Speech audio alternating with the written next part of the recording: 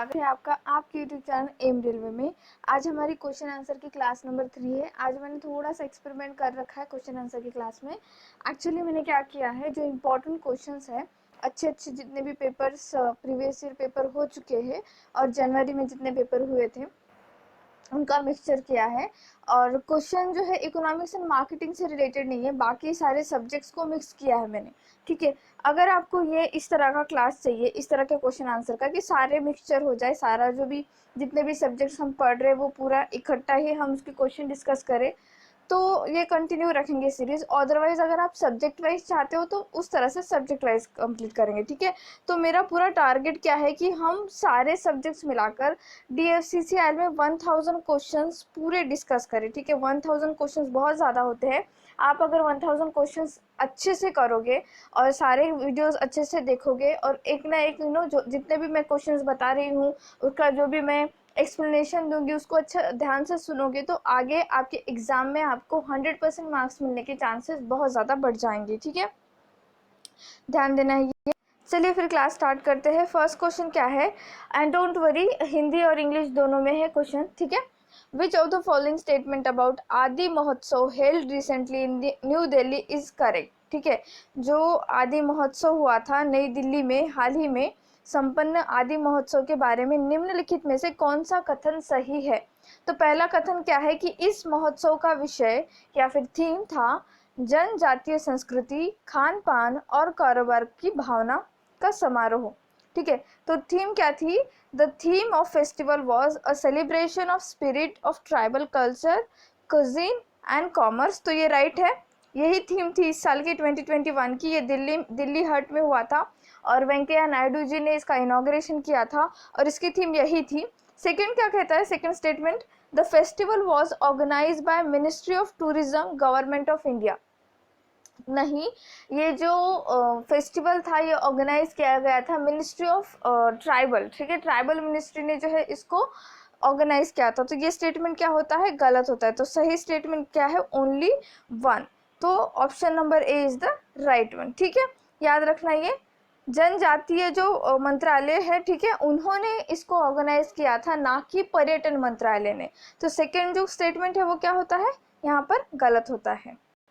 Next question क्या है, Bharatmala project is related to.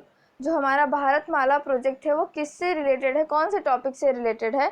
तो improving road connectivity, interlinking ports and railways, interlinking of rivers, interlinking major cities with gas pipelines. तो देखो, interlinking with major cities with gas pipelines, तो ये तो एक अलग प्रोजेक्ट है जो कि पंजाब तक की सीमित है। ठीक है, तापी गैस पाइपलाइन जो आ रही है वो तो पंजाब तक ही सीमित है, तो ये तो इसका राइट आंसर नहीं होगा। नेक्स्ट, इंटरलिंकिंग ऑफ रिवर्स, तो अभी हाल फिलहाल जस्ट जो है महाराष्ट्र में यूपी में इस तरह का प्रस्ताव रखा गया, तो जो इसका भी कुछ इसका इंटरलिंकिंग से रिलेटेड कोई नहीं है। भारतमाला जो है ये है इम्प्रूविंग रोड कनेक्टिविटी। ठीक है, अराउंड 24,800 किलोमीटर की रोड कनेक्टिविटी करेंगे, जहाँ पर भी कॉरिडोर्स अवेलेबल है उसको अच्छे से इम्प्रूव करेंगे और जो कॉरिडोर नहीं है उनको अच्छे से बनाएंगे। और ये जो है प्रस्ताव रखा था नितिन गडकरी जी ने और प्राइम मिनिस्टर जी की ही सलाह से। एक्चुअली प्राइम मिनिस्टर जी का ड्रीम प्रोजेक्ट है ये एक, और DFCCIL या फिर डेडिकेटेड फ्रेट कॉरिडोर जो है वो प्राइम मिनिस्टर जी का ड्रीम प्रोजेक्ट है।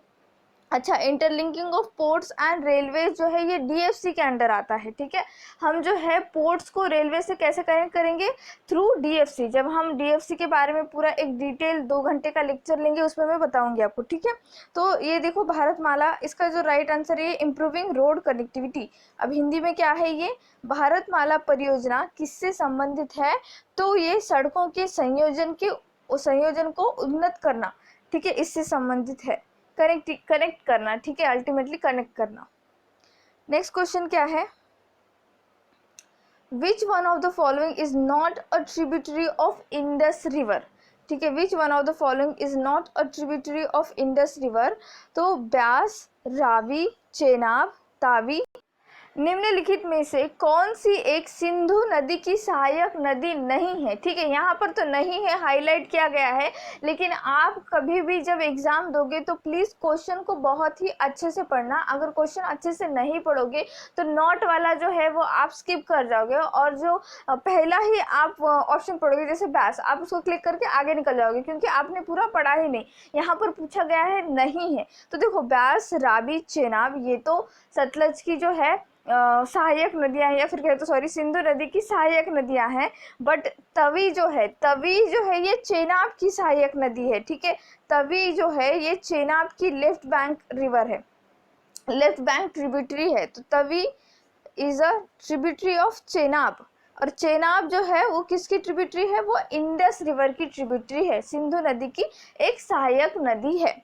ठीक है, ये याद रखना है, क्योंकि देखो क्वेश्चन आंसर जब हम डिस्कस करेंगे तो मैं आपको बताऊंगी किस तरह से क्वेश्चंस को हैंडल करना है। अगर स्टेटमेंट वाला आ जाता है तो उसको कैसे हैंडल करना है, अगर बहुत लंबा चौड़ा ऐसा क्वेश्चन आता है, डेटा सफिशिएंसी का जो क्वेश्चन है इन रीजनिंग, वो भी किस तरह से हैंडल करना है। जब पेपर ऐसे 15 दिन 20 दिन होंगे तब मैं आपको बता दूंगी। हाँ, एक बात, आपने अगर टेक्स्ट बुक का पास नहीं ले रखा है तो प्लीज़ ले लेना, क्योंकि वहाँ पर क्वेश्चन की क्वालिटी बहुत अच्छी है, वहीं से आपको टेस्ट सीरीज लगानी है।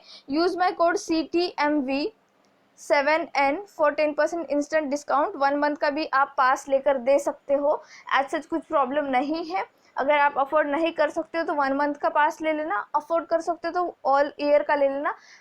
ऐसे जितना ज़्यादा प्राइस नहीं है उसमें, और आप सारे एग्ज़ाम्स दे सकते हो। ठीक है, ऐसा नहीं कि सिर्फ आप DFCCL का एग्ज़ाम दोगे, नहीं, जितने भी एग्ज़ाम्स अवेलेबल है उस प्लेटफॉर्म पे सारे एग्ज़ाम्स दे सकते हो, फिर बैंक की हो, रेलवे की हो, DFCCL की हो, SSC की हो, सारे exams. Okay, don't worry, use my code for 10% instant discount. Next, which one of the following is the purest form of carbon. ठीक है, प्योर फॉर्म कौन सा है कार्बन का, ये पूछा है ना। निम्नलिखित में से कार्बन का शुद्धतम रूप कौन सा है, charcoal, Coke, fluorine, carbon causal या फिर कार्बन ब्लैक। तो देखो, चारकोल, कोक, फ्लोरीन या कार्बन ब्लैक। तो कार्बन का जो प्योरेस्ट फॉर्म है वो है फ्लोरीन। ठीक है, फ्लोरीन है इसका प्योरेस्ट फॉर्म। फ्लोरीन, डायमंड और ग्राफाइट जो है, इनमें किसी भी तरह की इम्प्योरिटीज़ नहीं होती है, ये सबसे प्योरेस्ट फॉर्म होते हैं कार्बन के। कौन सा, फ्लोरीन तो हो गया, ग्राफाइट और हमारा डायमंड। ठीक है, ग्राफाइट एंड डायमंड, ये 3 जो फॉर्म होते हैं कार्बन के सबसे प्योर होते हैं, इसमें किसी भी तरह की इम्प्योरिटीज़ नहीं मिलेगी आपको।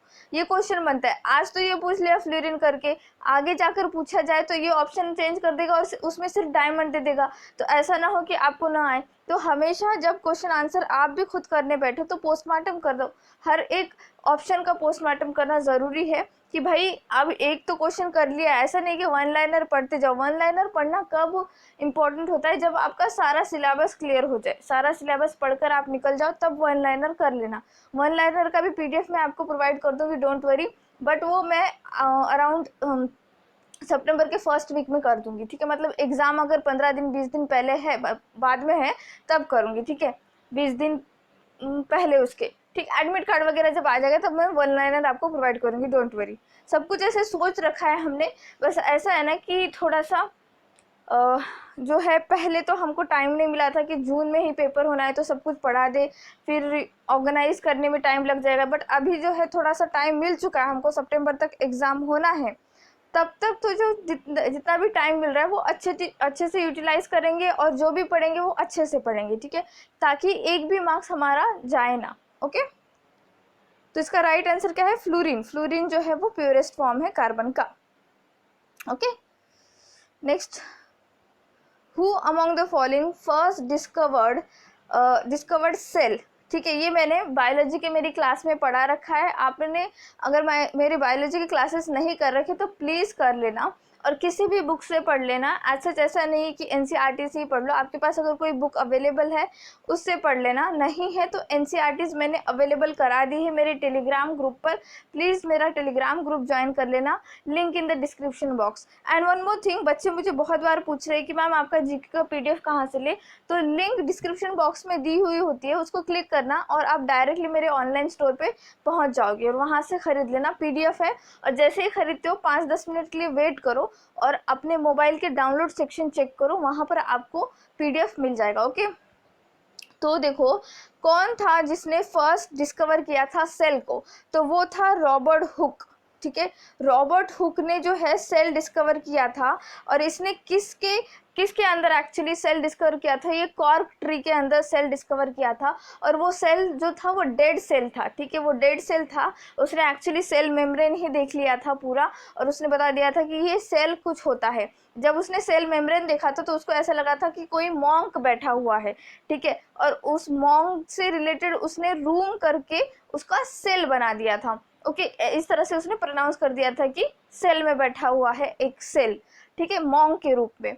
बट उसको पता नहीं था कि जो वो मॉन्क कह रहा है वो एक्चुअल में न्यूक्लियस है। वो किसको पता चला, वो पता चला रॉबर्ट ब्राउन को। तो रॉबर्ट ब्राउन ने क्या किया कि सेल में न्यूक्लियस होता है ये डिस्कवर किया, और सेल कोई चीज़ होती है ये डिस्कवर किया रॉबर्ट हुक ने। और सेल क्या है, हमारी लाइफ का या हमारी बॉडी का जितने भी लिविंग ऑर्गेनिजम्स हैं उनका एक इम्पॉर्टेंट हिस्सा, या कहे तो हम सारे लोग सेल से बने हुए हैं। ठीक है, लिविंग ऑर्गेनिज्म, हर एक लिविंग ऑर्गेनिज्म सेल से बना हुआ होता है। सेल से इंटरलिंक करके ही ऑर्गन सिस्टम बनती है, ऑर्गन सिस्टम से पूरा बॉडी बनता है, इस तरह से। ठीक है, तो ये हमने पढ़ रखा है, आपने अगर सेल वाला क्लास नहीं किया है तो कर लेना। ठीक है, तो ये था क्वेश्चन। आप हिंदी में, एक्चुअली हिंदी में ये मैंने ऐड नहीं किया, सॉरी, नेक्स्ट टाइम कर दूंगी। अगर ये सीरीज़ आपको पसंद आई तो मुझे प्लीज़ कमेंट सेक्शन में कहना कि मैम ठीक है, इसी तरह का जो भी मिक्स वाला क्वेश्चन होता है वो सीरीज़ ही कंटिन्यू रखो। अगर सब्जेक्ट वाइज होना चाहिए तो सब्जेक्ट वाइज कर देंगे, ऐसा कोई प्रॉब्लम नहीं। ठीक है, which one of the following device is use to measure atmospheric pressure. ठीक है, वायुमंडलीय दाब को मापने के लिए निम्नलिखित यंत्रों में से किस एक का प्रयोग किया जाता है।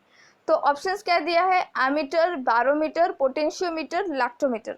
तो देखो लैक्टोमीटर जो है बच्चों ये यूज़ किया जाता है मिल्क की प्योरिटी या फिर कहे मिल्क की डेंसिटी के लिए, कि भाई जो भी दूध है उसमें पानी कितना मिला हुआ है, ये लैक्टोमीटर से हम लोग जान सकते हैं। तो ये तो हो गया, ये तो कैंसिल ही हो गया है ना। नेक्स्ट, पोटेंशियोमीटर जो है ये वोल्टेज मेजर करने के लिए यूज़ किया जाता है। एक तरह से ये वोल्टेज बैरियर कहेंगे या फिर वोल्टेज डिवाइडर कह सकते हो आप इसको। पोटेंशियोमीटर जो है ये वोल्टेज के लिए यूज़ किया जाता है।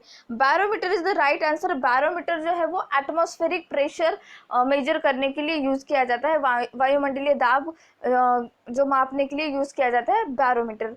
और एमीटर किस लिए यूज़ किया जाता है, ये यूज़ किया जाता है DC या AC कहेंगे, करंट जो है वो मापने के लिए यूज़ किया जाता है, और इसका जो यूनिट होता है वो होता है एम्पियर। क्या होता है, एम्पियर। तो ये भी क्वेश्चन आपके लिए इम्पॉर्टेंट है, ध्यान में रखना।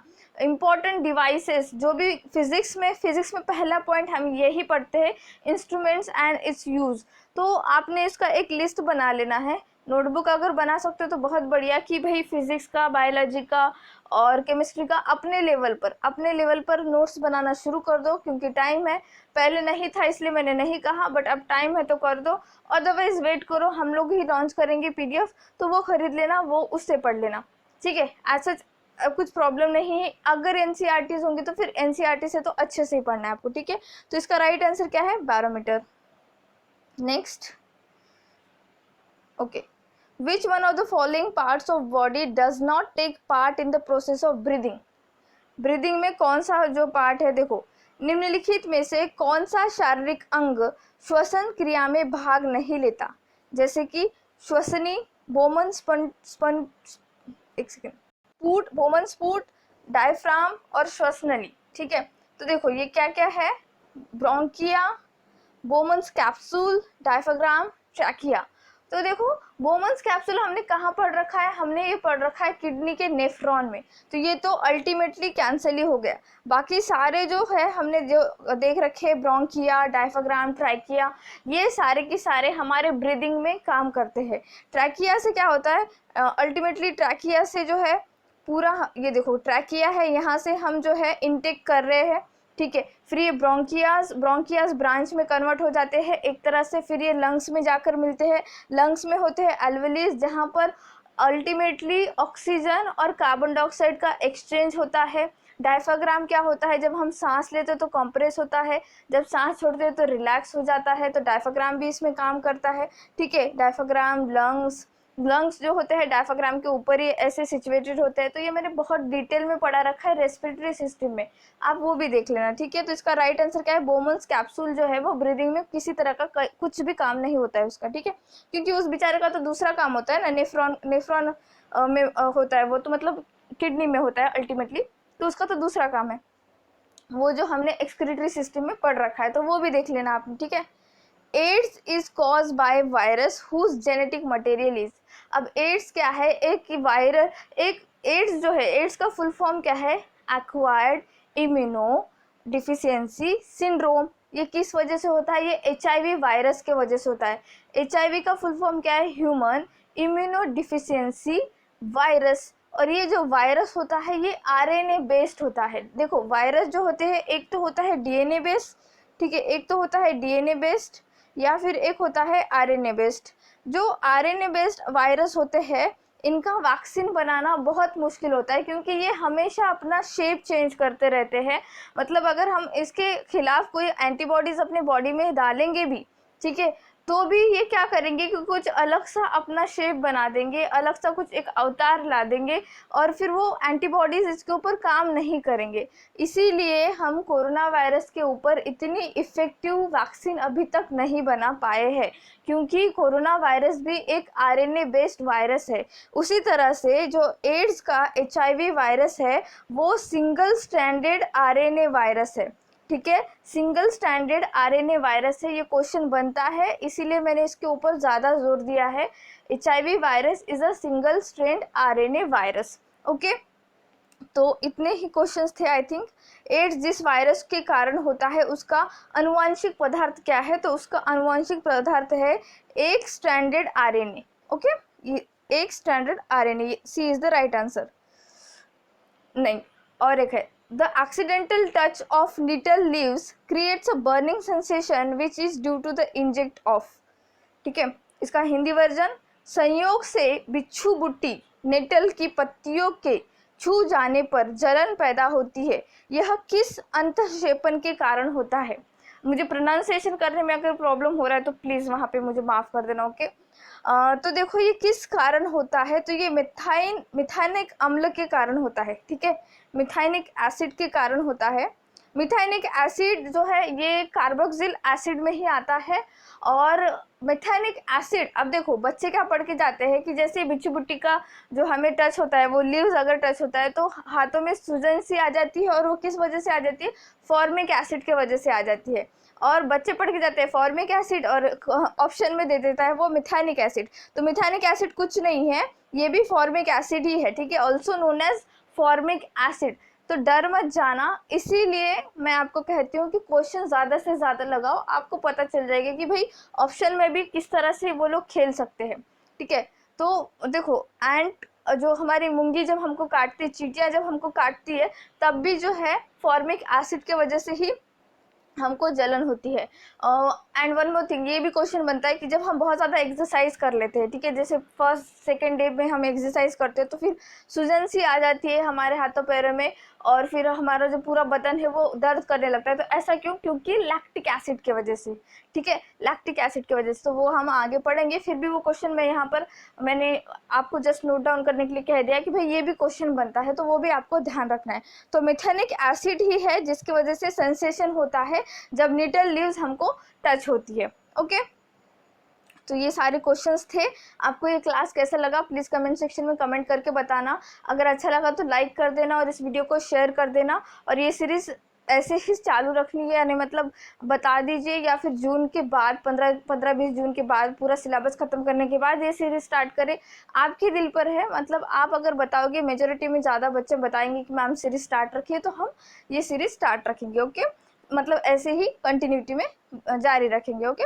Thank you so much for watching, please subscribe to my channel, share this video, like this video and please keep revising. Thank you.